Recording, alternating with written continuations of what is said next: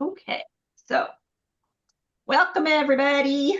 Thank you for attending. We have a lot to go over. Last month was a really short meeting, and this one might be a longer one with all the stuff we need to go over. But a lot of the stuff we're going over is not very glamorous stuff, but it's important stuff. So I will go ahead and call us to order. And let's see, the first thing on here is the minutes. So uh,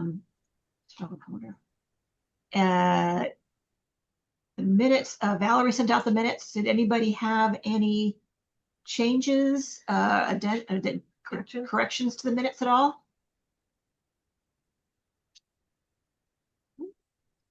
None? Okay. So I would welcome a motion to approve the March board meeting minutes as presented. I'll move. Julia moves to accept the minutes. Is there a second? I'll second. Terry seconded. All in favor of approving the March meeting minutes, say aye or raise your hand. Aye. Aye. Any opposed? Any opposed? All right, motion passes. Minutes are accepted. Thank you. Thank you, Valerie. Treasurer's report. Debbie sent a bunch of stuff out. I did. So the normal reports that I'll send every time, but first of all, thank you all for any patience, for all your patience while I wasn't able to answer emails or do reimbursements or pay bills. I think everything is good. So with the exception of one thing, Mark T, I sent you an email. Everybody should be in the mail. So if you're waiting for something that you've submitted, it should be on the way. And if you're not waiting for it, or anyway, contact me if you don't have what you need. Everything should be up to date. Okay, I'm going to share. There's not too much to go over today, just the race numbers, but a lot of races are still kind of coming together. Let's see if we can do this, share. Okay, so here is the race. Let me get over it a little bit more. The race numbers here. Of course, the first ones haven't changed. The first races of the year, but it looks like, Shampooey's doing great. Vernonia, so far, we've got really good, but we just have a lot of expenses, I'm sure, to bring in. So you can see there, if anyone has anything to add to these later, or if you're looking at race directors, if you're looking at this, please let me know. I think in the P&Ls that I send are all the actual expenses from every race. So if you look at the report that I send, that's the QuickBooks year to date or a yearly report, the P&L, that has all the race expenses so far delineated, so you can kind of take a look at that. And again, just let me know if you have any questions about your race numbers or any kind of numbers, and we can get those looked at and make sure everything is good. Those are the race numbers. So let's see, up above, our dues, member dues are right on track at 40%. We're about that far into the year, not even that far into the year. So we're doing well there. And I sent out the checks for the outreach. Those have all gone out. That's good. I think they've all cleared too. So the outreach recipients have all gotten their checks. Not many other expenses this past month. So our regular club, excuse me, community events expenses, you can see the social runs were pretty much on track there. And down below, it looks like except for postage and mailing, which we had to do a little bit more postage than we thought on a couple of things, we're looking pretty strong on our spending so far for the year. And even for convention, I don't think I have everyone's reimbursements for convention yet. So I think that will go right about on target for that as well. So that's kind of the report. Not much to say. Does anyone have any questions at this point? No, the only thing I had was got some comments at our aid station. We were talking to some participants and also some spectators who were waiting for participants. And they said they really appreciated us reducing our race fees this year. And I know I was concerned that our races might lose money, and that's why we were going to do the subsidy. But even with the cut, because there's been a higher level of participation, none of the races have lost money at this point. Yeah, so that's really nice. I didn't know why, but I guess that is why we've got really good numbers on our races so far. So that's a great thing. Good job, race directors. Good job, everybody.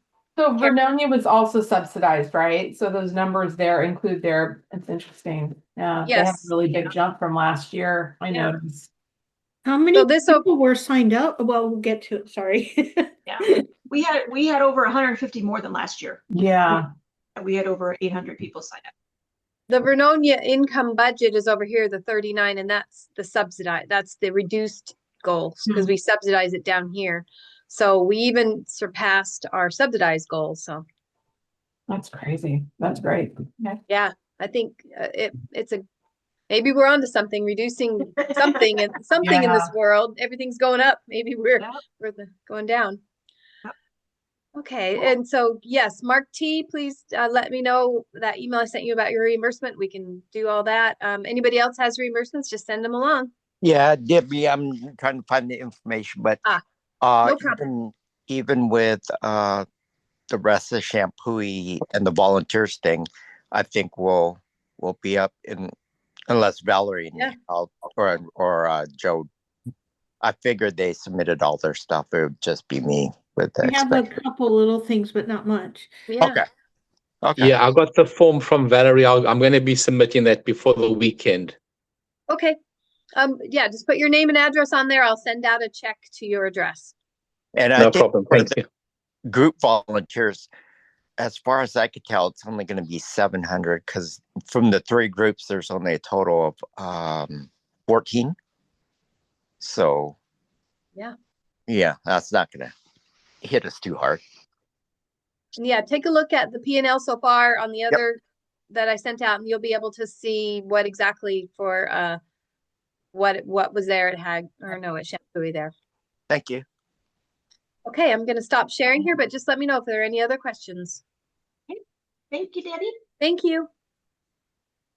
Let's see. So a couple of things that we wanted to go over. These aren't in any particular order. So the first thing was Valerie mentioned that Bonnie had an idea too, that we have our kind of annual garage cleanup party to kind of go through what's there. I know we've gone through a lot of supplies and stuff. And so kind of schedule something to clean it up and see what we have and order more supplies if we need them. Is that right, Valerie?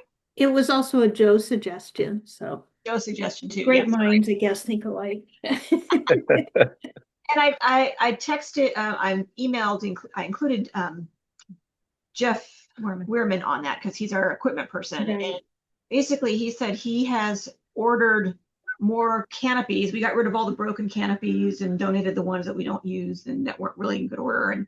And so we have a whole bunch of canopies. He also, what else did he order? I forget. There's a couple of different things that he ordered, and I know he also works on fixing some. He's working on the flags, the bases, like the new the start and stuff like that. If you see anything that needs fixing, there were a couple of directional signs that we got from the race that needed fixing, and he'll take care of that. So just let him know if there's anything that needs to be fixed or ordered. Same thing, not in the garage, but if you need supplies like goo or Gatorade, contact Mark Barrett because he keeps all that at his place.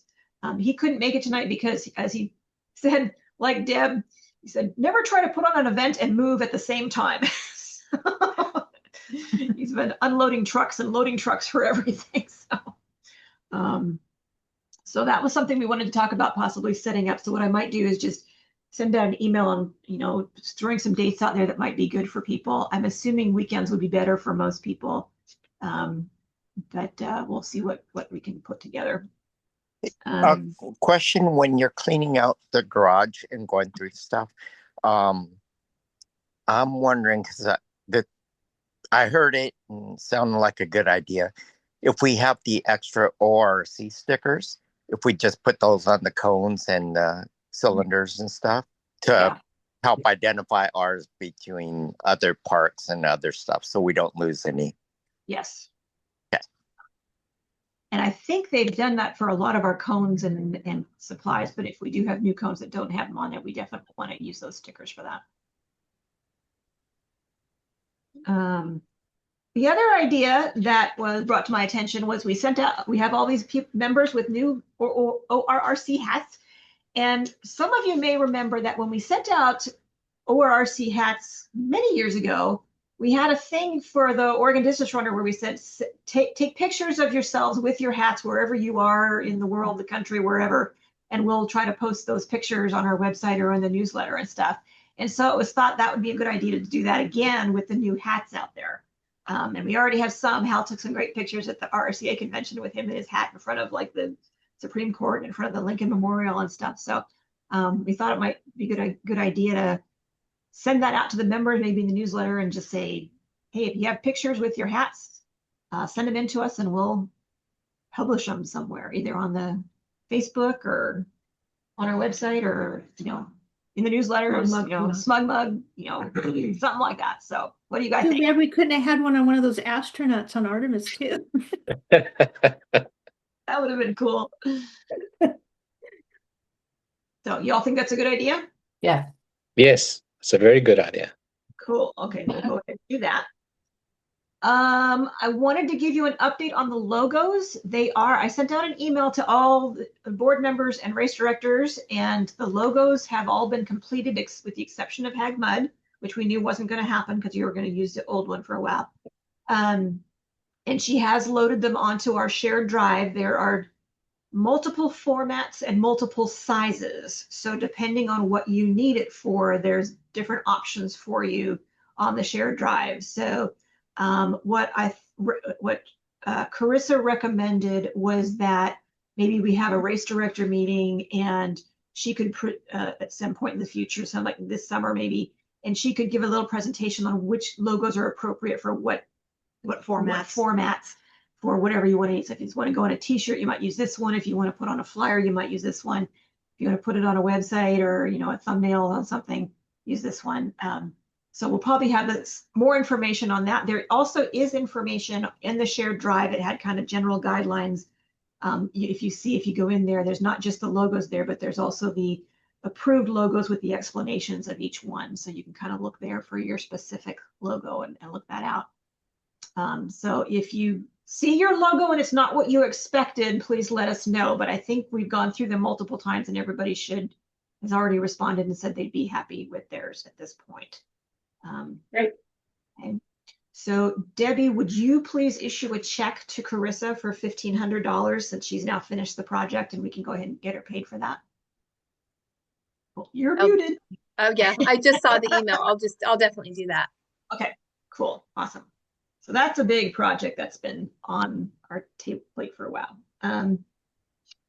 Okay, the question about the hats, speaking of hats, get you all up to date. We ordered 1,200 hats because we had 1,250 members. And that was because of Turkey Trot. We normally were averaging around 750 members, but because of Turkey Trot, we were way up.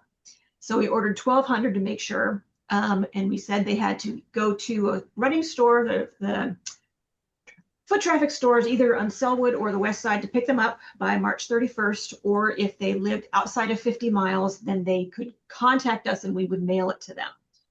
But they had until the 31st, otherwise it was forfeit.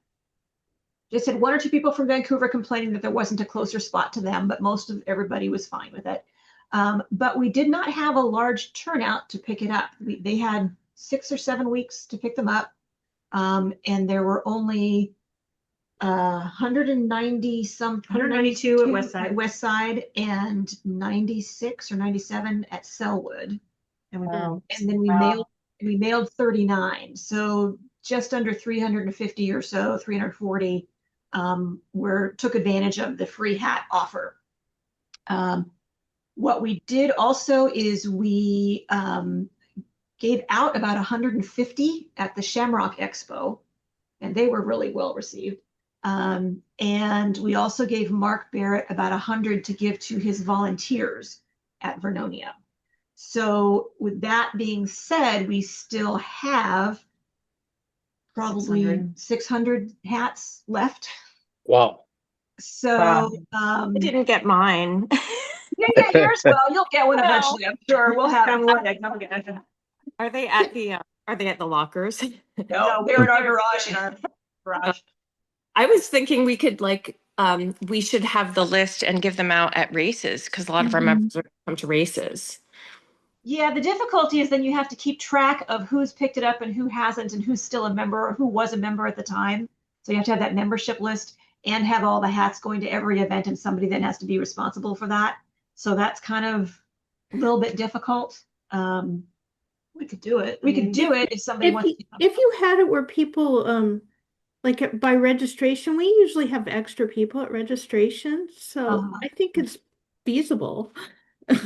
It would just be like the one task, like they would have to have the membership list.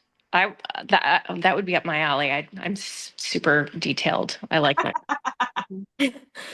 And if we have 600 for the next couple of races, can we just do the honor system?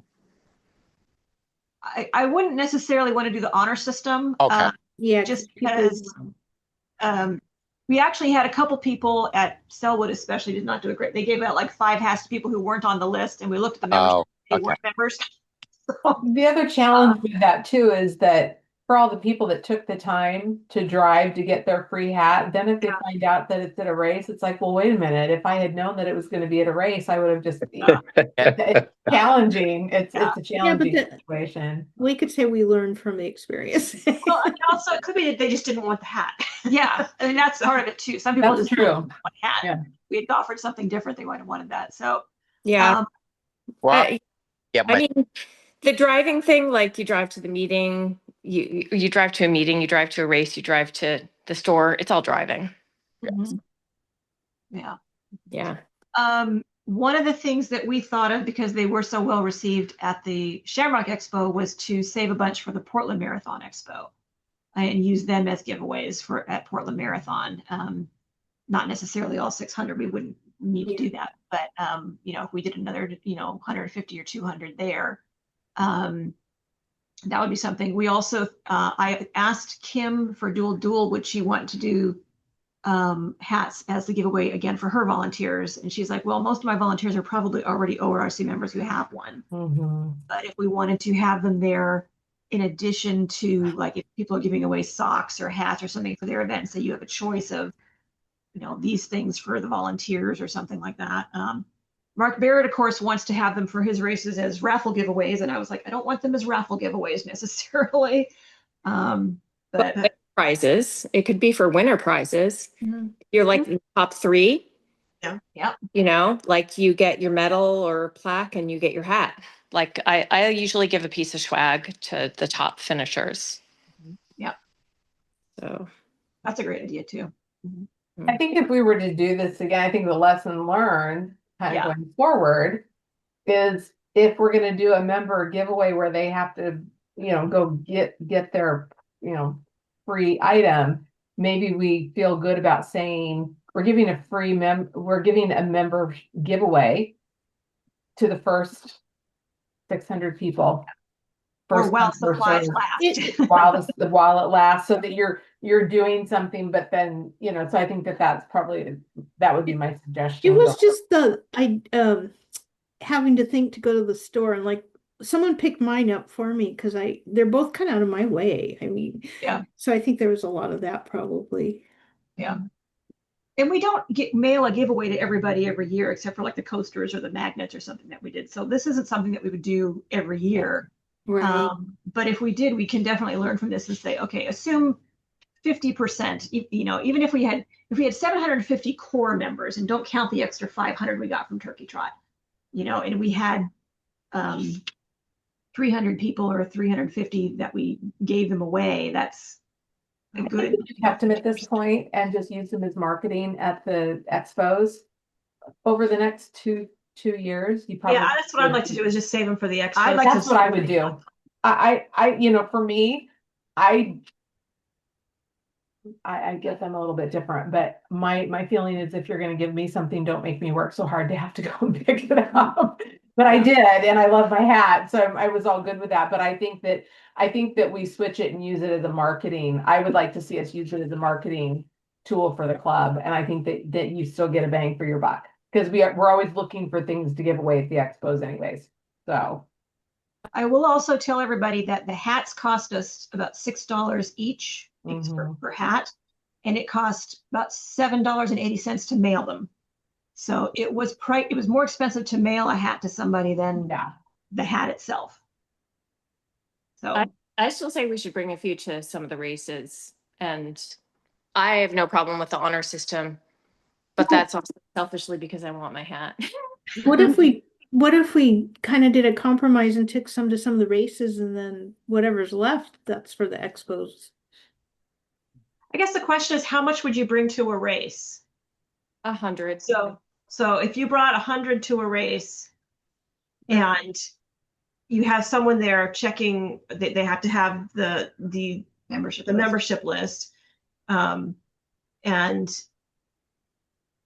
I mean, if a race director wants to have a volunteer there doing it, that I can see if they want to try that, and we could just let members know, if you haven't picked it up, we will have some at our events.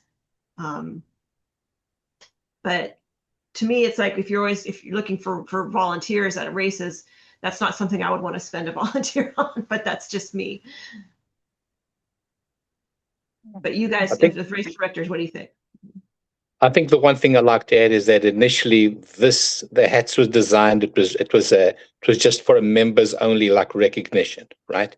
Yes. But now, because we've got these 600 surplus hats, we're almost trying to get rid of them. And so I agree with you. I think we should take I think we should take that and spread them over a year, maybe at these events and so on, or just maybe 25, 50 at each of the road races. At least then we'll have hats that we can dish out for, I mean, let's say for the next year, without wanting to just give them out to anyone that just wants to pitch up and get himself a hat. So what's the point of having that as a member's recognition? Mm-hmm. Agreed. Mark Barrett's opinion was that we should give like half of them to the expo and half of them to race directors to use to give away as they see fit. That's a good idea. Yeah. So they could give them to volunteers, they could give them to I like that. winners, they could give them to whoever they raffle prize, Okay. So what we'll do is if people like that idea, what we'll do is we'll put half of them in the garage for race directors to pick up. And then we'll take the other half and we'll keep that with the expo stuff that we keep at our house. So maybe tell the race directors about how many they can use per race, so that so one doesn't grab all of them. Yes. Mark Barrett would grab them all for himself and use them for his race giveaways. It's like 25 per race over the next year, which means, it'll extend back to Hag month. Probably we'll divvy them up and let each race director know how much they can have. Okay. Based on their size. Yeah. That's awesome. Thanks. Cool. All right. Thank you. Run sign up. Carrie knows about this and Adnan knows about this. Run sign up moved our membership database to an updated platform. They notified us after the fact and said, your membership has been moved. You need to go here to sign in. And by the way, not all of your questions transferred over. So the basic data is there for anybody who was a current member. An old member.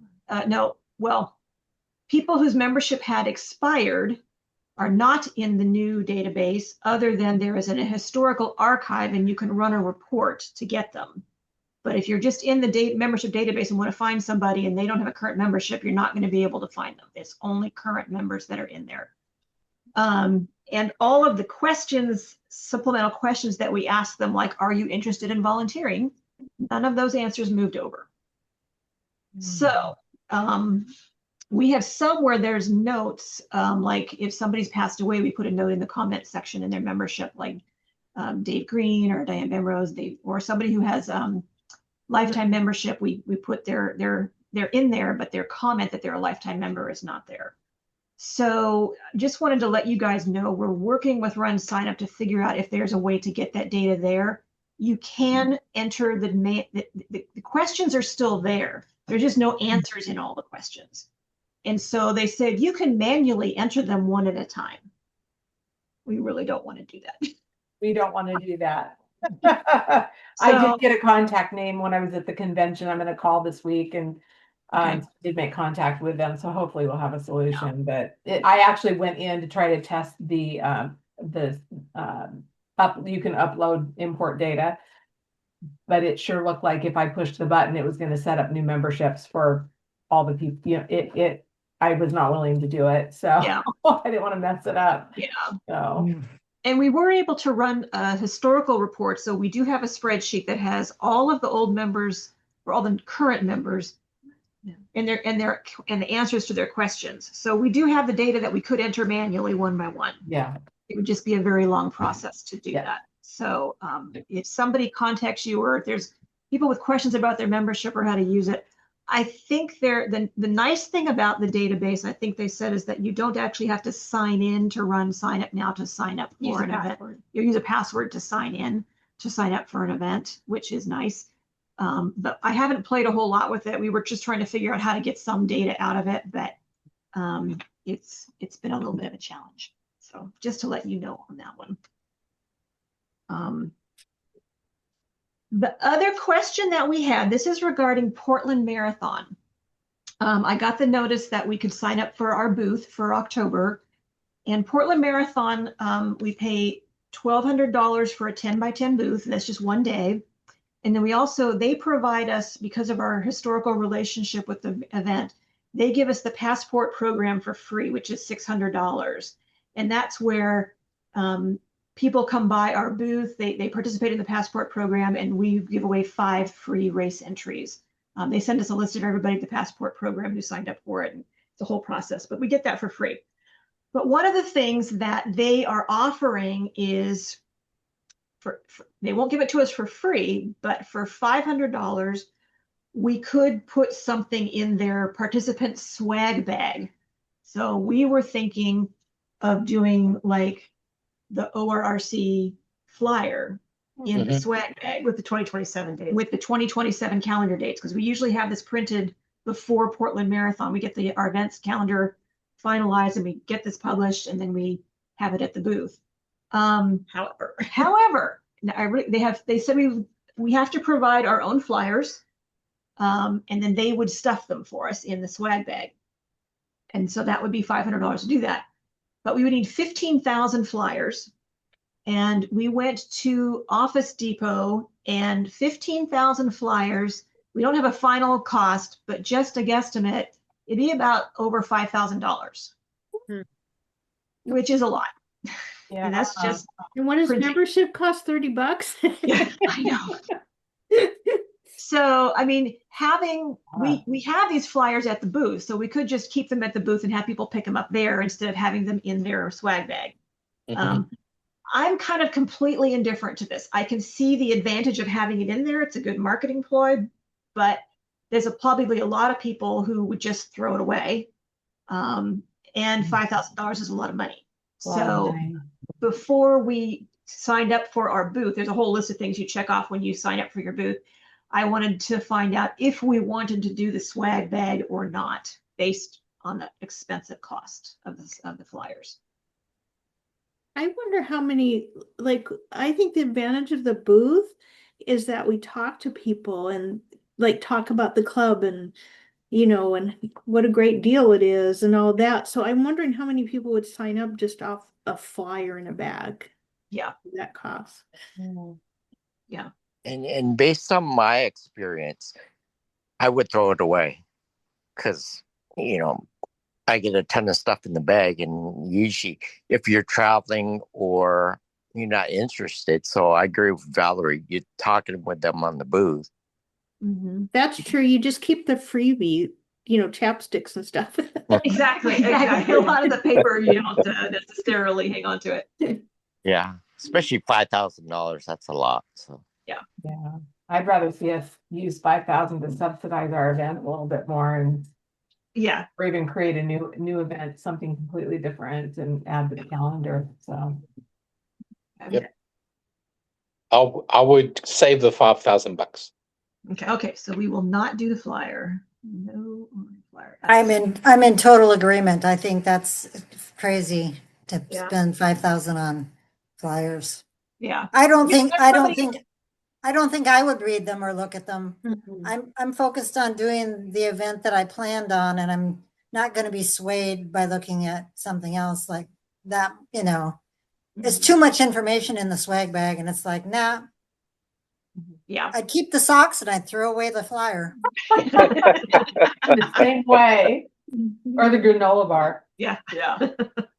Okay, so no on the flyer. Thank you. I kind of thought that was how everyone was going to go, but I didn't want to, in case you thought it was a great idea. Okay, the other item is Carrie and Julie have been working with the different race directors on the past couple of events, and it's kind of challenging with group volunteers finalizing how many volunteers there were for a group who actually showed up and which group they're with and how to pay them and everything. And so we were just trying to figure out if there was an easier way. And Carrie, you had some ideas, I think. I do. Yeah, this has been a very challenging year to get accurate and timely information for just volunteers in general at the races. My suggestion to Tracy and Julia today was, and I will just preface, after coming home from the convention, I provided a full list, and there's going to be a recap of the convention. I provided a very lengthy list of just my key takeaways. And I sent it to Tracy and just said, basically digest this, because there's a lot of stuff there and things that we may want to touch on, things that we may not want to touch on. But it's becoming increasingly apparent that written procedures and process and things that tie to event insurance are becoming a bigger issue. And I think things that we need to consider. And one of the biggest takeaways that I have is that the participant and volunteer waivers continue to be a really, really big issue at the RRCA level. And if we are not keeping accurate records and have that information, it puts our event insurance actually at risk with RRCA if there is an issue with somebody that does not have a waiver on file. So I've ultimately offered to draft a procedure that would be consistent across all events for all race directors, provide training, provide templates, but there has to be a process that the race directors have in their planning that starts pre-race to post-race, that captures accurate information, not only to the individuals that sign up and run sign up, which that's real easy because we have a waiver and they acknowledge it when they're signing up. The issues that we're falling into is with the groups that get paid to volunteer for the events. And there's different rules around that. And we've run into things this year like, well, what do we do if somebody shows up and they don't have a participant waiver? They really should not be volunteering. So there's some things that we need to put some guidelines in place and some consistency.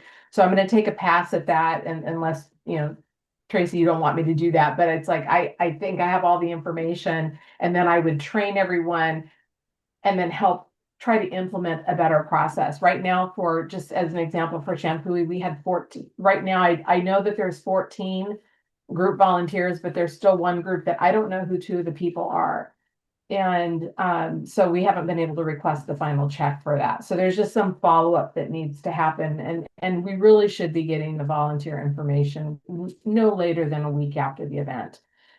We have individuals that are asking, hey, I didn't get my code. I volunteered and I didn't get my code and I want to sign up for another race. And they may be reaching out to the race director email, but often if they're not hearing back, they're reaching out to the volunteer or they contact Tracy. I mean, it's a whole thing that's happening behind the scenes. So I'm going to put some guidelines together, and I will also offer myself up to the race directors that if you want me involved from pre-race to post-race in helping to communicate with groups and setting some of those expectations. And if I know what your needs are, like if you want to cap a group of volunteers, like I don't need more than, 8 volunteers from a group.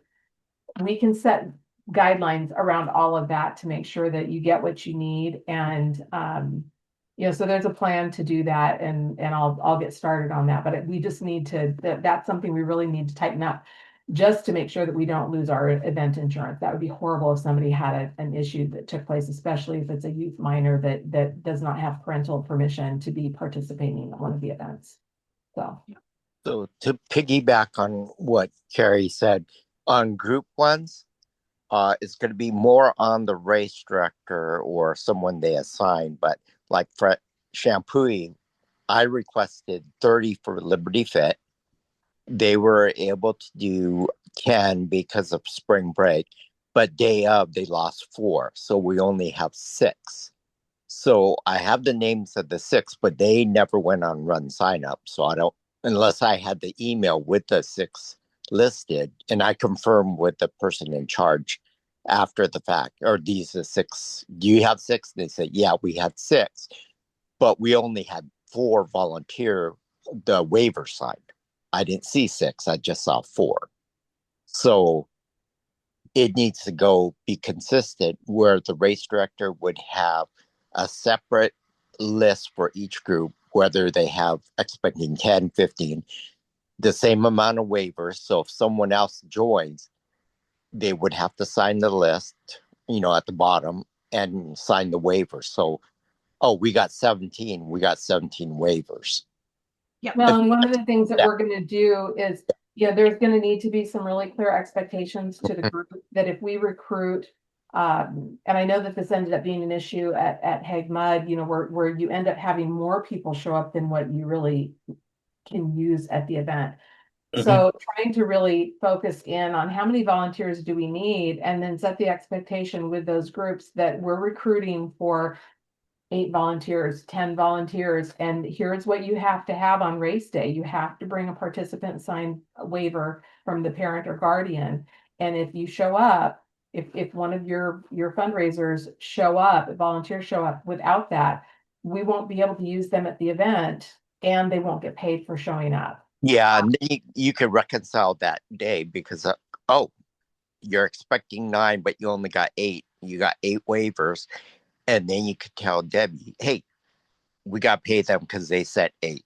Right. And if they send more, then if the cap is 10 and they send more than 10, then it's up to the race director to say, okay, did I have some other volunteers not show up? Can I use some extra, and do we have the waivers to be able to accept them into the race? So there's some leeway for the race directors.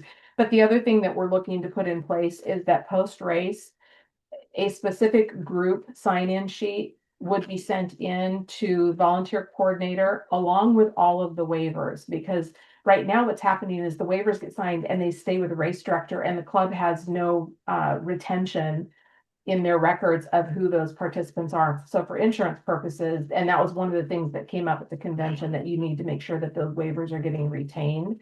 So the idea would be that post race, that sign-in template that we'll provide to the race directors will come into the volunteer coordinator with all of the participant waivers attached. So there should never be a situation where, like, how many did we have and which group do they belong to? And all of that needs to be done and known by race day. And by end of race day, there should not be a question as to how many volunteers were there. And then that'll come in, we'll get it reconciled. And then the volunteer coordinator, me right now, will work with treasurer to retain the records and then get the checks out timely to the organization. So for Shampooey, I still need to know about Hillsborough Lacrosse, and then we can wrap that up.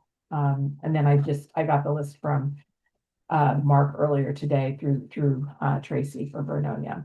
But there's a lot of questions there about volunteers, and he's got a very extensive list. So there's some reconciliation that needs to happen there as well.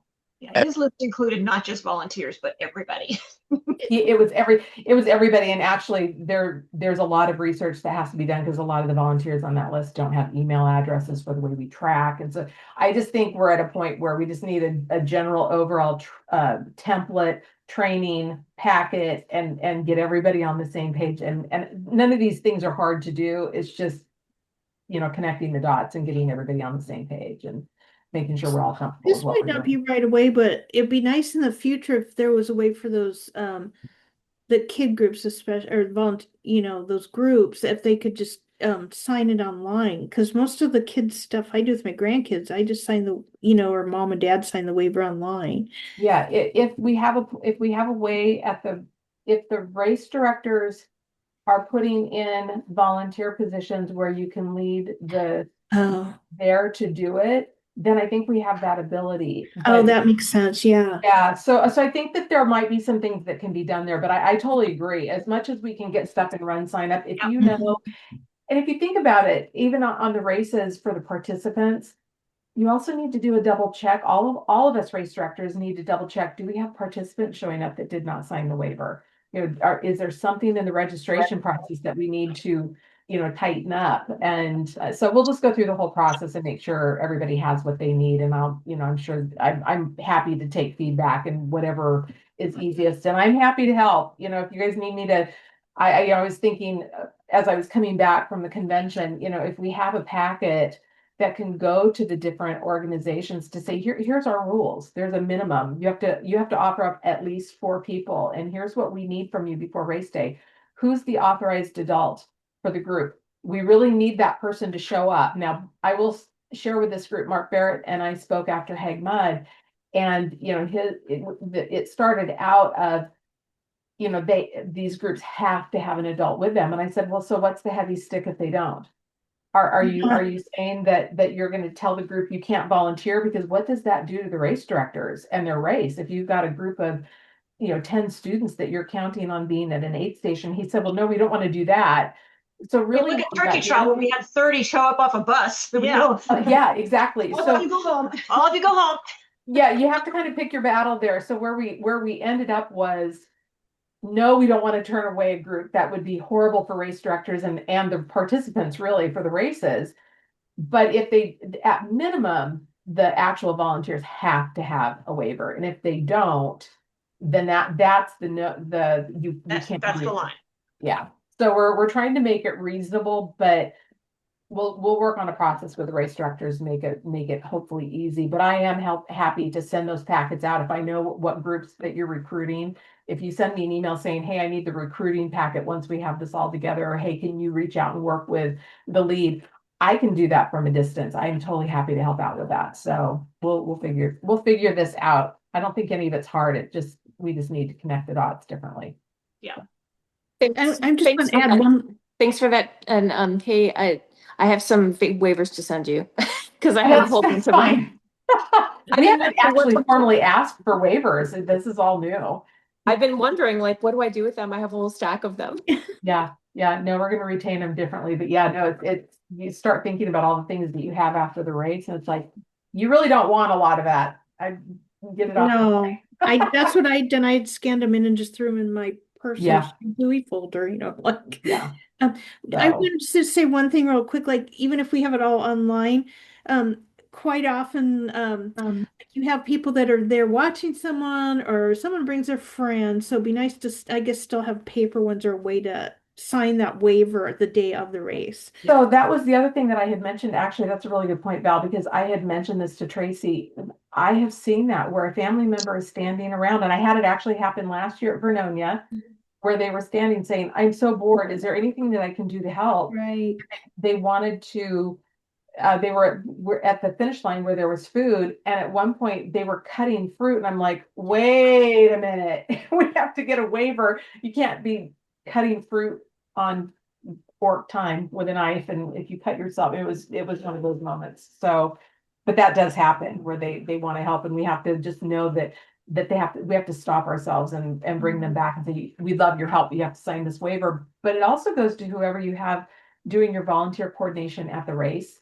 They have to be trained to know those rules. It's not just checking off a name. It's knowing how to process group volunteers versus individual volunteers. And it's all the legal stuff that goes on behind the scenes that we're really protecting against. So anyways, I'll stop there.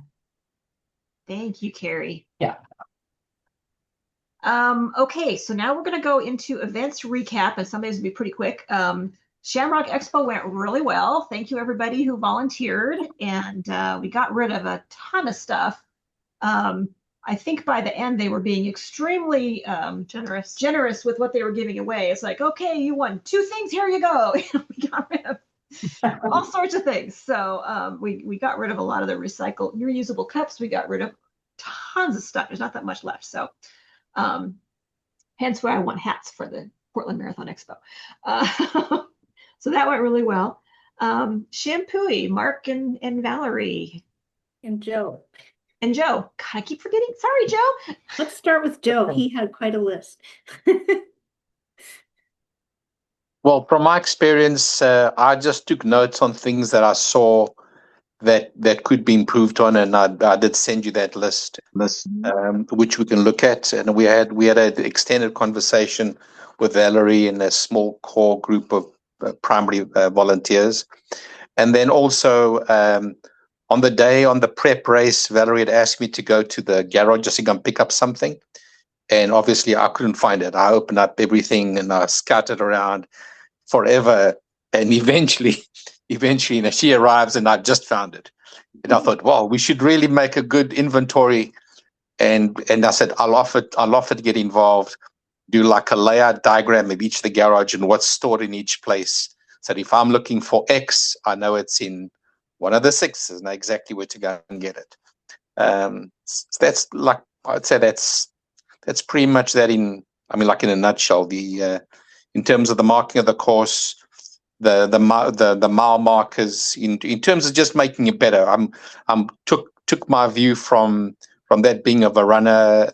Al came up with an idea that I put on there, and I think, and Alan as well at the race, at the start of the race, he mentioned something. I put that on the list as well.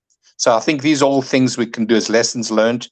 So when we start prepping for next year, we pull out the list of, let's avoid these things that messed us up last year. And one thing that we used to do this like in our pre-board days, I'll say. But I used to have a list, and I don't know what I did with them because I can't find them, but like of all the volunteer roles, because one thing that happened is like last year I had I had a lot of people that, like Deb helped with the awards, for instance. So she knew the process. Well, I had people that hadn't done that. And then someone who was a master's runner won the whole event, and they were confused, and I was running around, so there was no one there to explain it to them. So just, I think we have to have written like instructions for people, because I think we've been spoiled with our super volunteer kind of people, and so it's not always the case. Yeah, and we even noticed that at our aid station at Vernonia. We had 4 different high school kids. 2 of them had been at an aid station before, but 2 hadn't. And so you forget that somebody who hasn't volunteered before has no idea what they're supposed to be doing at an aid station, or how to hold water, or how to do whatever. And we know what happens when a master's runner wins overall, because we've seen it so many times, especially at our events, because we have an older population. But it's a really good idea for all race directors to have their policies and procedures kind of spelled out, and here's how we do our awards and so on, for our individual event and our things like that. I will say, Joe, we do have an inventory of all of our supplies and a listing of which unit they should be in. So I'll send that out to all of the race directors again. Okay. That's not necessarily saying that everything is in its proper place, but in theory, inventory. In theory, they're supposed to exactly, yeah. Things, so and Joe shadowed me on marking the course, so he had plenty of opportunities for improvements. I gave him this is how you should do it, but not the best way to do it. So we'll just leave it at that. We'll keep that between us. What happens on the shampoo course stays on the shampoo. Exactly. But we keep that amongst friends. Yeah. Awesome. Back of house, Valerie had front of house, and for the back of the house, we had people at the turnaround at the aid station cheering them on. So we didn't have a lot of problems. People had fun. The park was exceptionally well. They even filled potholes the day before. Nice. So yeah, they did really good. And they bought some cones for the S curves around the road. They set them out on the path before. We just had to move them on the road once the cars went through and the race started. And then when I went to pick them back up, they already picked them up. So they were very helpful. Cool. So, and we got to use the overflow parking. It was Nice. dry enough. So. It was dry enough. Yeah. And the weather was beautiful. Mm-hmm. Excellent. So holding it later than you used to hold the event is working out well then for you guys. I think it does because, well, and I had looked when Judy had suggested changing the date, but the weather really does change dramatically in March. I'm not that you're going to avoid the rain in March, but Right. it does get better. And I think it's kind of nice that we have the Shamrock Expo the week before to give, to promote it too. Mm-hmm. Yes. I think we had about 20% more finishers this year than last year's. Good. So the only issue with the date is that it's harder to get group volunteers because it's falling around spring break. Yeah. Right. That's the. Okay. Cool. Sounds good. I will tell you, Vernonia, Mark Barrett just said it went really well. The weather was perfect. He said the volunteers were great. He had lots of positive feedback from the participants of all the volunteers, like at the aid stations and along the way and everything. He said it went really well. He said there were a couple of minor things that went wrong that they fixed on the fly. He didn't mention what they were, but there's nothing like last year where people were sent off course or anything like that. He didn't mention that. We had over 800 people register, so it was 150 more than last year. So it just was a great turnout. And they finished faster than last year because last year we were at our aid station, and I think the last finisher this year was about 50 minutes ahead of last year's. Yeah, it was finisher. fast. So it was a much. It was also cooler too. It was also cooler, so that probably helped. People didn't get the heat that they had. So yeah. My only comment was at the start when when you run down the hill from into Vernonia there were people on both sides of the road and that cars were having a hard time getting through. So, for some reason, most people are on the right side of the road, which is, but I don't know if you could control that really, but because you're running down that hill, so, but it did kind of. It made me, one guy in front of me was like in the middle of the road and he really made me nervous. I will say that I saw social media on Facebook today and it was just a very random running group that popped up in my feed that I've never seen before. And somebody was posting that they PR'd the Vernonia race. It was not a local group either. It was like, it was fun to see. And she was doing a Boston qualifier. I think it was her first marathon in 26 years. And she was like 62 years old, 62 or 63. And she was Boston qualifying. So she had her medal. So I thought that was fun to see, just totally random, but there was the Vernonia accolade. I had a gentleman who emailed me because he forgot to pick up his socks. So I forwarded him to Mark. I said, "Can you send him some socks?" And he said, "I didn't break 3 hours, so it wasn't perfect, but I got a 14-minute PR and I love the course. And so you guys did a great job." So it was pretty much perfect running weather though, cloudy and 50, Yeah. Susan, how did you feel about it? You ran it. Oh, I loved it. I had a great day. And it was kind of funny that I did it because my friend Gwen got a free entry in a drawing at the Ralph's Run. And so she said she wanted to do it, and we were trying to do it as a relay. And we were struggling. We could not find 2 more runners. And after asking a dozen people, we gave up and said, well, we could just do half and walk and run it. And so we decided we'd walk and run it. And still, I ended up first in my age category, walking and running it. Woohoo! And she came in second in hers. So we were thrilled. And we did the whole thing together and talked and yacked it up for 2.5 hours. And it was quite nice. And I was going to say, Mark told me that one of the glitches this year, which was not a big glitch, was the buses usually at the start when they load up in the town of Banks before they drive out to the race. They usually drive in and circle around and then park, but the gates were closed, so they couldn't drive the buses in. So they just parked them right on the main road, which is actually, the highway, but it's the road through town. And that worked out. People popped on the buses on the main road instead of in the parking lot. Probably not quite as safe as being in a parking lot, but at that hour of the morning in a quiet, sleepy town like Banks, Yeah. it wasn't a problem. Oh, good. Good.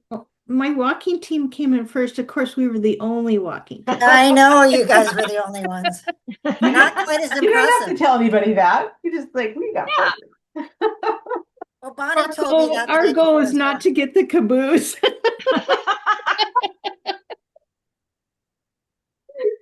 funny. That's awesome.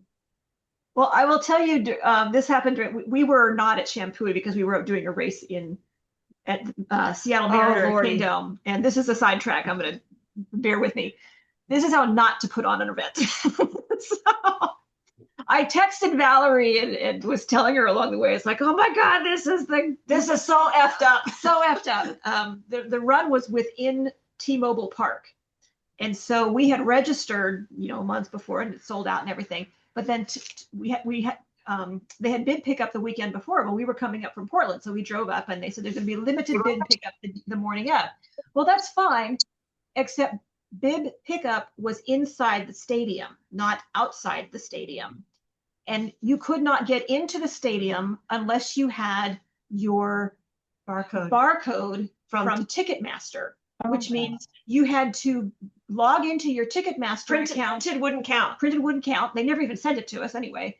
You had to log into Ticketmaster to get your barcode so you could actually get into the stadium. And that's if you had a phone. If you didn't have a smartphone, I don't know what people did because they were not letting people in without that. And many people didn't have their passwords to get into Ticketmaster. There were lines out wing wang and everything. So just getting into the stadium to pick up your bib was just this nightmare. And then at the bib pickup, they had 2 people for probably at least 3,000 people. So, oops, sorry. So there was this huge line. I mean, it was just, we were doing, and if we didn't have to check out of our hotel, we needed to get an early start time to get the train back. If we didn't have an early, a train to catch, we really wanted to just say, look, you need help. Can we please just sit down and help you log people in or something? We know how to do this. Please. Fine, let us do it. So it was definitely the running stuff was really, really fun around the stadium, but boy, the check-in and getting into the stadium was definitely a first-year problem. First year, they don't know what they're doing. Oh boy. Anyway, that was sidetracked. Our RCA convention, Carrie, Mark. Yeah, so Mark, do you want to go first? I was actually hoping Hal, I had mentioned to Hal, why don't you join us? Yeah. So he must have had another commitment. But Mark, why don't you start us off and talk about your experience at the convention?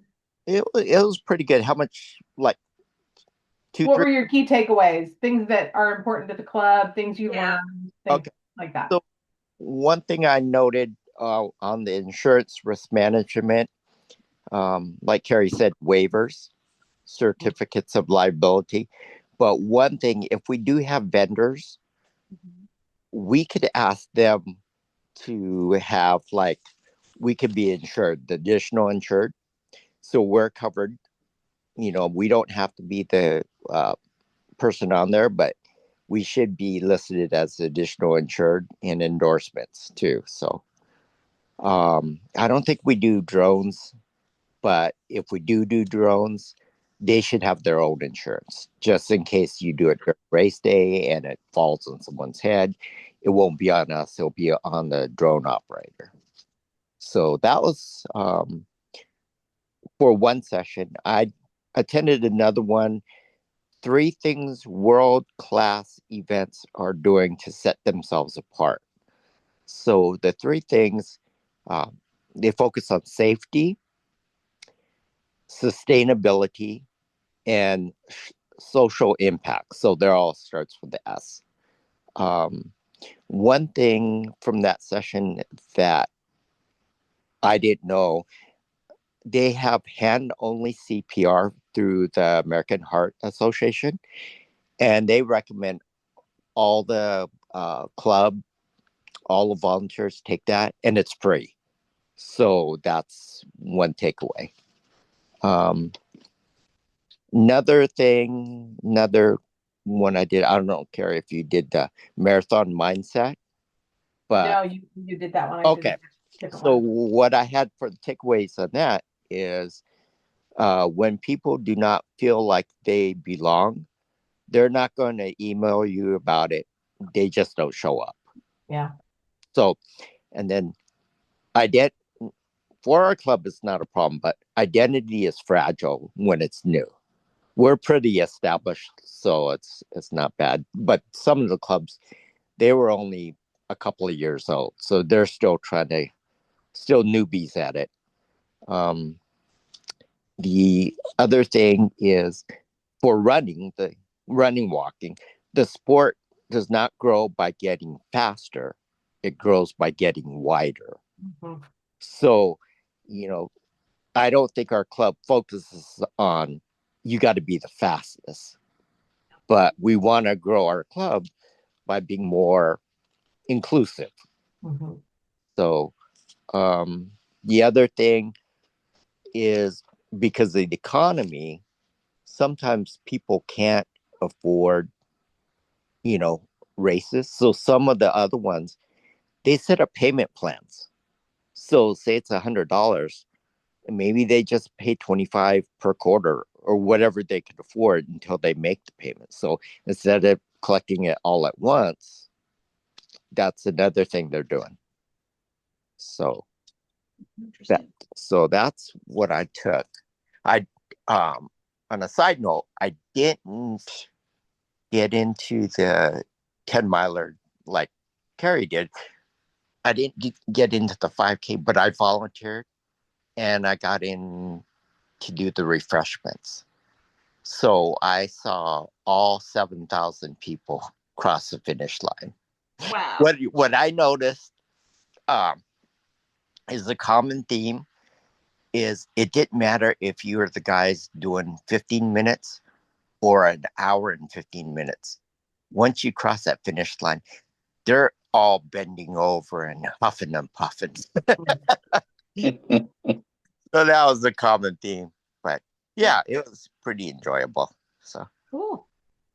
Yeah, it was a good conference, and I was in the same session. They had a main session about making, uh, if you're trying to grow your club, broaden your horizon and make it wider for people to participate. And there were some really interesting things that clubs are doing to really target in people that are maybe intimidated to come to a running club because they think, oh, I don't run very fast. And they're really focusing on the health and wellness aspect. It doesn't matter what your ability is, come and join us. And I actually think ORRC is very good with that. I think that we've done a really good job as in just over the years, being very inclusive. But I think that there's probably other things that we could do in terms of getting creative with maybe some different events that target. I have a desire at some point, and I will just not digress too much, but I would love to do like I don't know, Pumpkin Ridge Plus, where it's for anybody 50 or over or 60 or over, and just encourage, let's do a 1 mile, a 2 mile, or a 5K, and just encourage people that are just focused on their health and wellness. There's different things that you can do to create opportunity. And that's what they were talking about as far as making your organization wider. The sessions that I focused on were they were the more boring. They were the bylaws and the, insurance and legal stuff. And, you come back and your head is spinning like, oh my gosh, you have all this stuff to do. So I've sent a really long email to Tracy to say, digest this and we can talk about it later.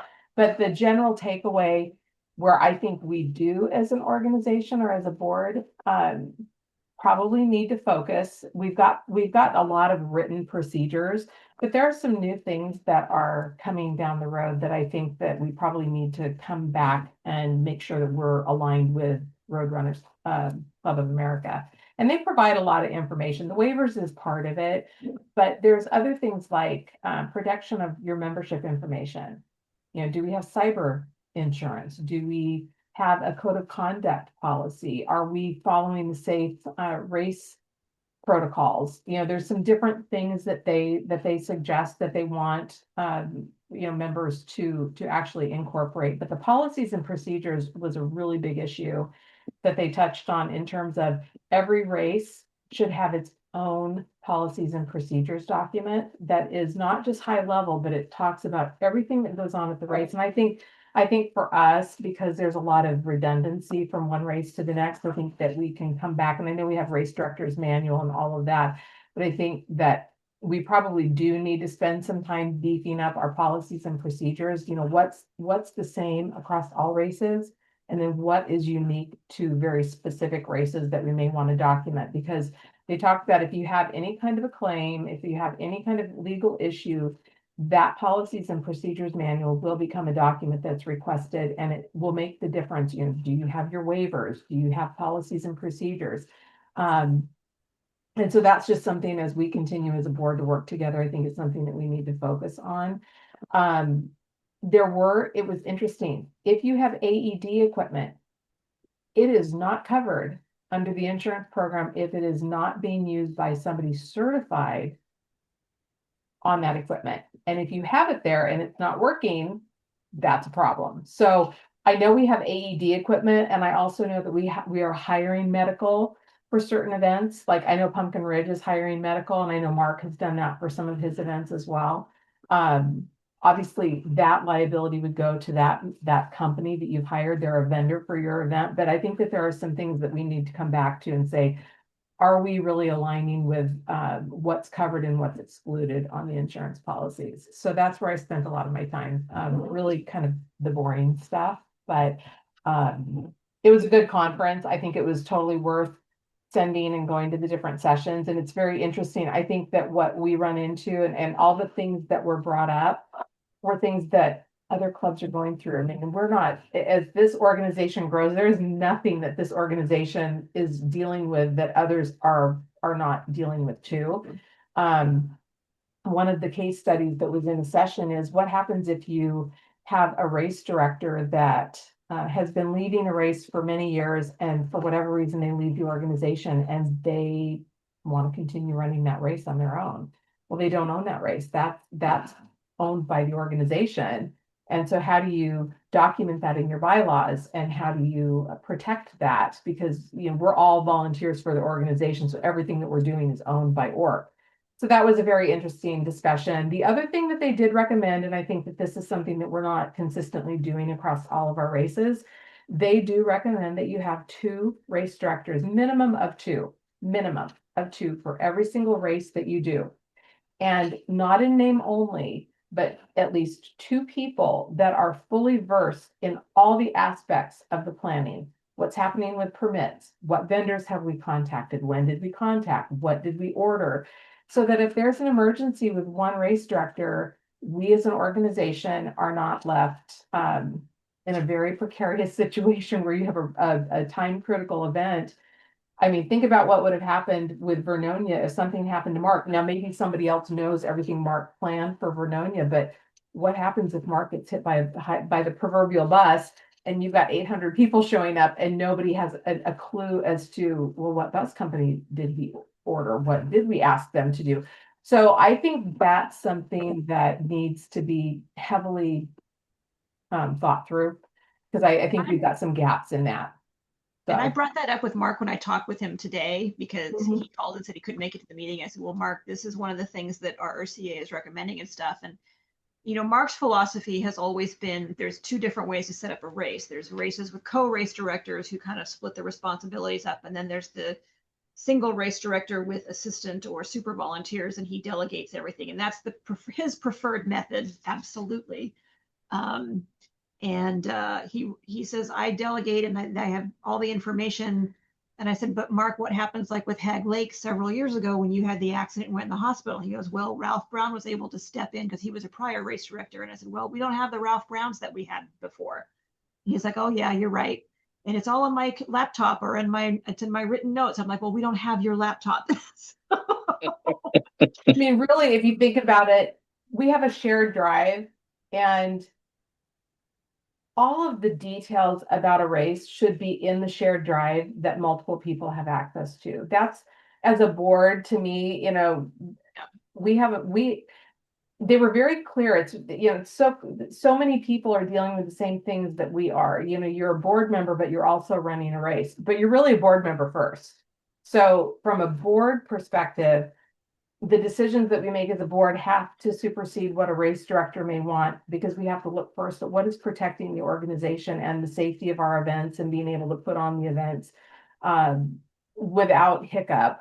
Obviously there's time critical things that we run into, but we may have to, I think, as a board, and I'll just say this because I know that Mark, I'm a race director for Ralph's Run. That is in name only. I shouldn't even really be a race director because Mark likes to work very independently, and I respect Mark, and he knows what he's doing, and he likes to work how he likes to work. But we may be at a point where we need to break through that and just say, I don't know. For me personally, I don't care what I'm called. You don't have to call me a race director.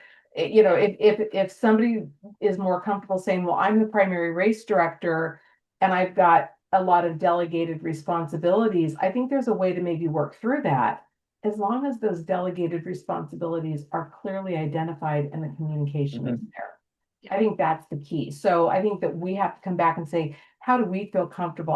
I don't think any of us wants to change the way somebody prefers to work, but we may have to press on, and I'll use Mark as the example here because, that we know how he likes to work. We may have to press him and say, it's time to make a little bit of an adjustment there, but we want to try to still work with you in terms of how you prefer.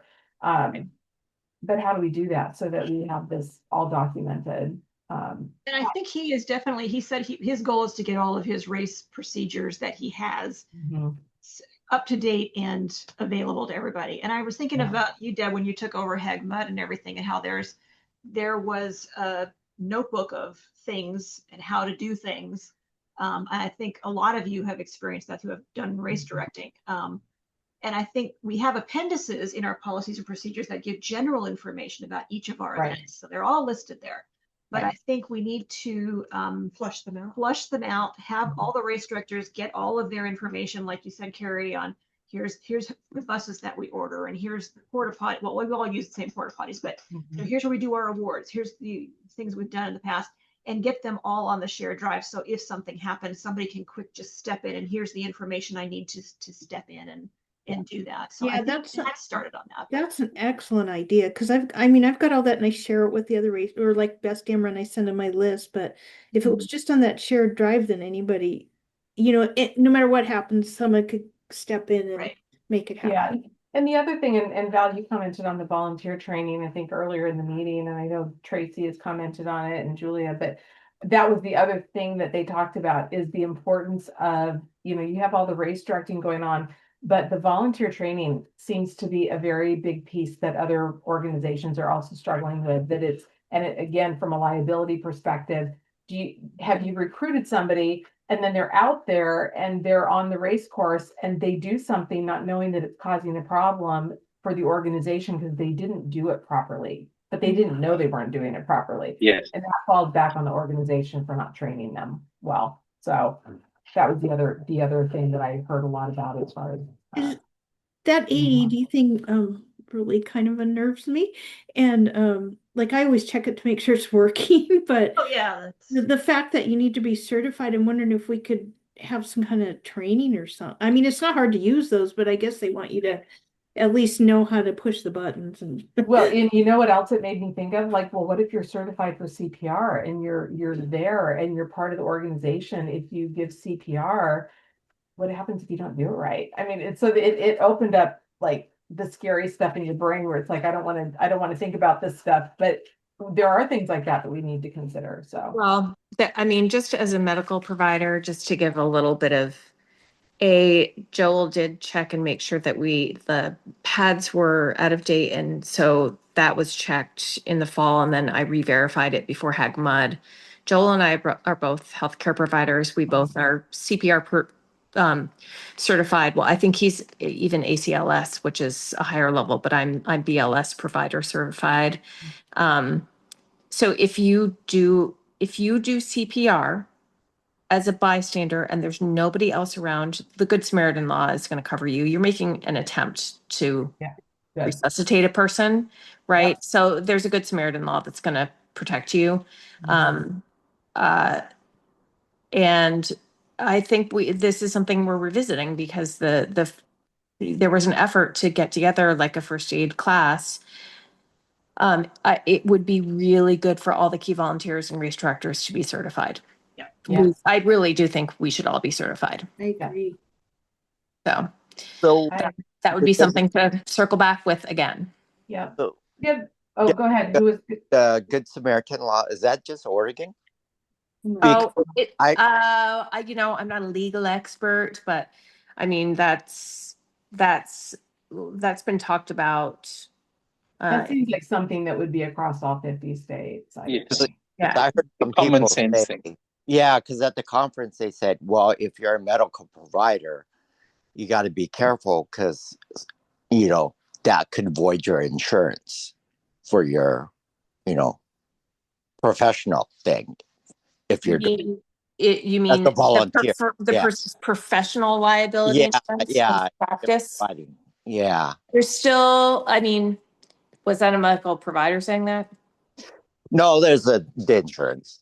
The insurance people.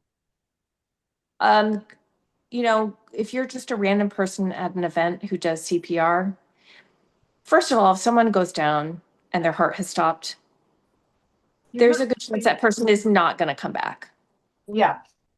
I hate to say that, but there's a good chance that person would not come back, especially if you don't have an AED there. The quick CPR and the AED is the thing that gives a person a chance. Mhm. So if you are trying to help that person have a heartbeat or to just get perfusion to their organs, you're doing way more than you would if you stood by and, I mean, as long as you call 911 too, that's Yeah. the very first thing you do, call 911 or make someone else do it. But you're giving that person a better chance. And Yeah.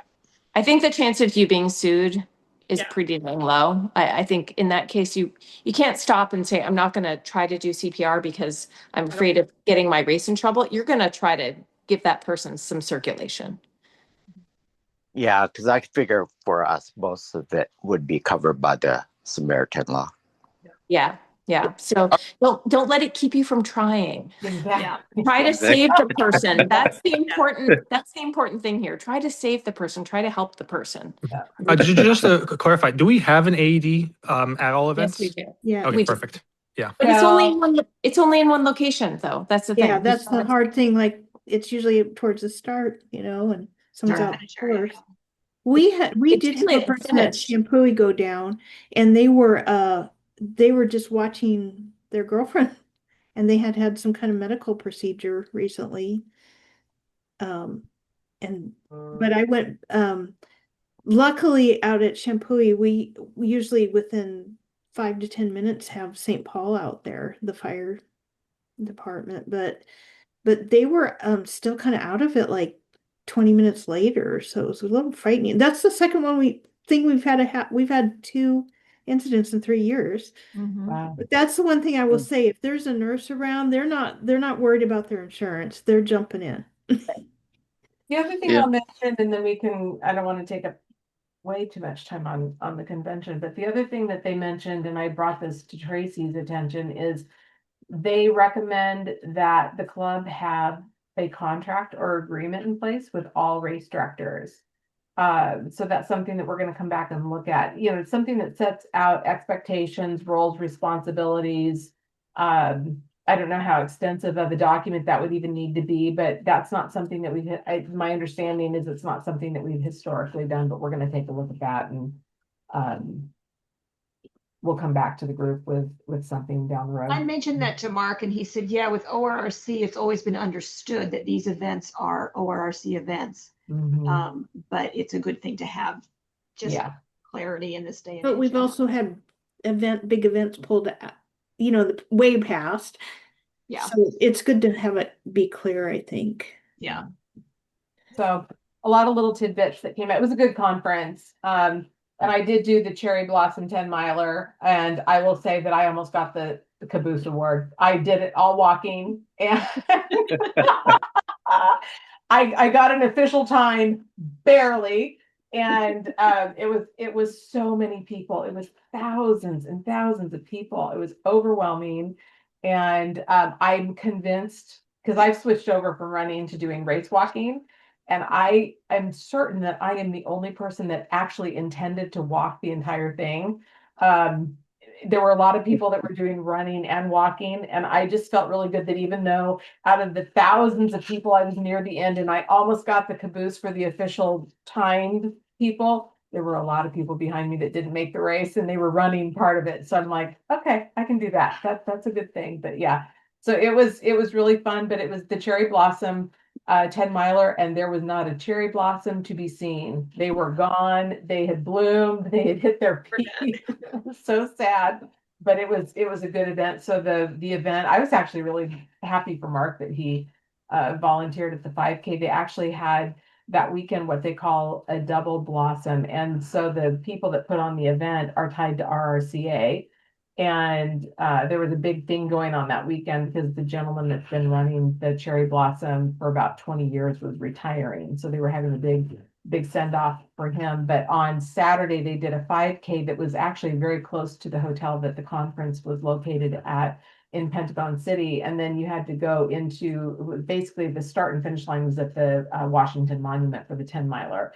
And it looped around the key places in DC and so on Sunday. So it was very, very interesting. But I will tell you, I've been very intrigued with the big water. I don't know if you've all seen, they've got these big water barrels that you put on stands, and they've got spigots where you've got like 6 to 8 water spigots around this Nice.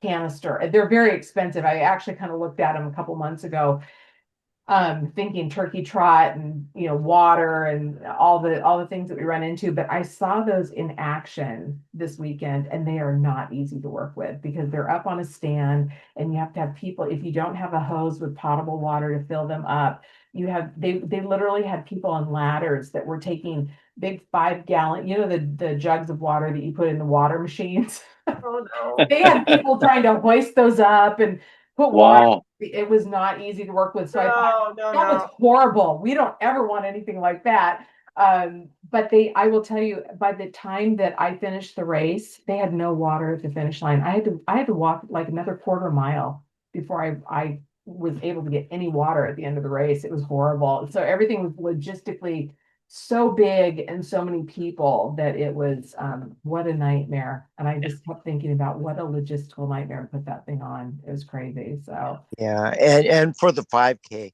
we didn't have any pictures, so we actually me and the lead went out and got like 6 pictures at the local store that opened up, just so the volunteers could pour it into the cups.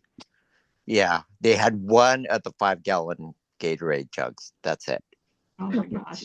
And that was they had like 7,000 people at that. Yeah, they had 5K.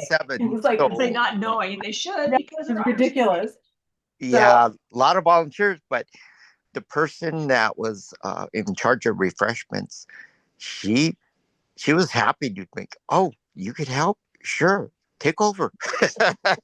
And I knew how to But do it. did they have you sign a waiver? Did they have you sign a waiver? Yeah. I was thinking that's why you have that list that says have X number of. So, we're not the only ones that have our little challenges. So. Yeah. So where's the convention going to be next year? In Austin. Yep. Austin? It's in Austin, and I think it's the same weekend as Vernonia. Again, it's the second weekend if it's the second weekend of April. Oh, wow. So I think that, depending on where Mark was with volunteers and such, I know it was a little bit of a hiccup to not have he lost. I normally do the finish line food and stuff for him. So it's like I think that there needs to be a decision as to are we going to send people when we have a race going on at the same time. I think it comes down to that. So I asked him who was replacing Hal, and he said it was a whole village, Yeah. Yeah. Hal does a lot of stuff with these races, so I don't know, but it was good. I think he was happy to go. I'm sorry he wasn't here tonight to give his feedback. So, Well, Kerry, I'm sorry I missed going with you guys this time around, but if I can help you on any of these procedures or putting some of this formality together, I'd be more than willing to help on that part of it. That would be great. Okay. I tend to be a very healthy writer when I start writing things. Tracy can Okay. attest to the emails that I Yeah. send to her. And sometimes it's good to have a set of eyes that can say we can take out words. And Yeah, when you started talking about like the roles and responsibilities about creating, I mean, like those racy charts and that kind of stuff. Yeah, Yeah. I'm quite happy to help with that kind of stuff. Great. That's awesome. Thank you, Joe, very much. And we missed having you there. I'm sure there will be other times though. So Yes, I'm under treatment at this point in time, so I actually had to go on that Friday, which is just before. So, oh dear. so Well, yeah, I'm there's working always through it. another day. Always another day. Exactly. We All live right. we live another time. No worries. Exactly. So, all right, great. And hey, and I will have to say, I'm very excited because Hal and I recruited Mark Takazawa to help us as our super volunteer for Pumpkin Ridge, and we recruited him for the water lead for Turkey Trot. So There you go. Hal and I we were networking and doing our thing. Wait. Geez, Mark, How you've many been around a did I long have? time. I must have been drunk at that time. Yeah. No, we be were happy busy. to help. Yeah, that was good. Awesome. So Thank you. Great. That sounds great. Okay, for upcoming events, we have Hag Lake Road, and Mark just said everything's going fine so far, so it's coming up in a couple weeks. We are also ahead of registration from last year. Dave's Solstice Run, I haven't heard anything from Randy or Eric, but I assume it's going okay. Dual is moving ahead, and it's going to be at Rex Putnam again next year. So she just got approval from Rex Putnam, so she just opened up registration for that. And then If anybody at Dual wants to be the announcer, yeah, we can't do it. So she would like to have somebody be an announcer. Yeah. We told her to talk to Alan Cavalli. Yeah, Ellen loves First. doing that. But He's if anybody good. else, He's very good at that. He's Yeah. great. if he can do it, that'd be great. But she could use a little extra help. We there. had a little spiel about shampooing. He ad-libbed a little bit of it. It was pretty entertaining. And Pumpkin Ridge is coming up. Your enrollment's doing good. yeah, we opened it a little bit early, and we're ahead of schedule of where we would be. I was encouraged. I told Hal while we were in DC, I said, based on where Vernonia ended up, I'm kind of encouraged that maybe we might see a bump in our numbers as well. So Yeah. be good. well, all races through Best Dam Run are a registration. They're all open. So Yeah. I don't know about Autumn Leaves, Deb, if you have that started up. No, okay. So just let me know when it comes up. We'll be Find fine. it in the newsletter. Cool. Great. That's it. That's all I had. Did anybody else have anything for the good of the order? Okay. Our next meeting is on May 12th. And so if you have ideas for topics and stuff, that would be great. I will follow up with Mark about setting up maybe another race director meeting so we can kind of go over this stuff with the different race directors, and also maybe set up time for go over the logos and stuff like that. But see if that works, and follow up with him also on setting up something for CPR training for us again. I know we tried to do that, but then it kind of got sidetracked. So Yeah, the only thing that maybe we could add to May, and Tracy, you may decide it's not the right time and do it differently, but if we could start talking about Turkey Trot actually, and yes, Early. getting that, I just for the group, I'm very interested in having more of a committee process in terms of pre-planning. And I know Hal, it's something that Hal and Mark and I talked about this weekend. I've not spoken to Mark Barrett, so I don't want to take anything away from him, but Hal's also a race director for that race. And just really want to fine tune some of the things that happen at the finish line, food, kind of front of house, back of house type of concept, where you've got things that are happening down at the finish line that are completely separate from parking and registration. And I just think that we would all benefit from having more of a committee concept as far as really talking about the race and who's going to be doing what in advance of it happening. Makes sense. So, Okay. We'll try to set all right. that up. all right. Well, thank you, everybody. I'm going to stop the recording.